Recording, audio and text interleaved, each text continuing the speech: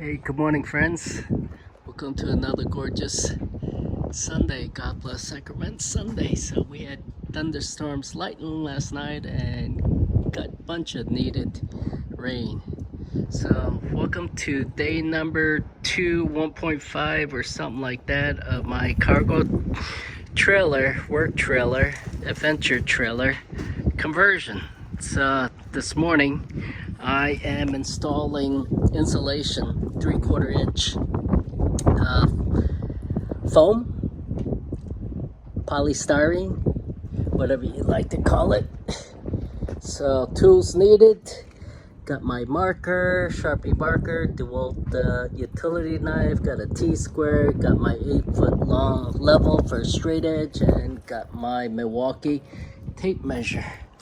So yesterday it was such a pain in the ass getting the 1/4 inch, well, it's almost 1/4 inch plywood off, because they as in the manufacturer, Continental trailers, used self-tapping nails to shoot it into the metal framing, steel framing of this trailer. And it was really pain in the ass. It was. Oh, I missed a nail. Here's one nail here, and although it's got a Phillips head end, you cannot unscrew those babies. It's in there, and it's got a semi groove on it. Hey, there you go.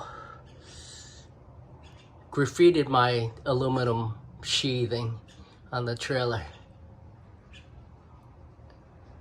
Yeah, that's my saying, my quote that I came up with.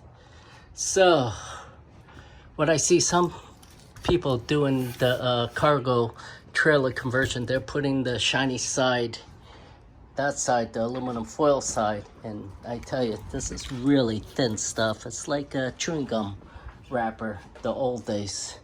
That's what it is, super thin. But they're putting that shiny side inside of the trailer. I personally don't think that's the right way, because what we want to try to do is keep the radiant heat that the sun blasting on the metal aluminum, okay, and keeping it out there. So to me, I put the aluminum side on that side. What further I'm gonna do is don't know, because I haven't tested, but I am gonna put thick grade aluminum foil on this side. Additional things. So I went to Sam's yesterday, which I don't do too much. I think I've been there 3 times.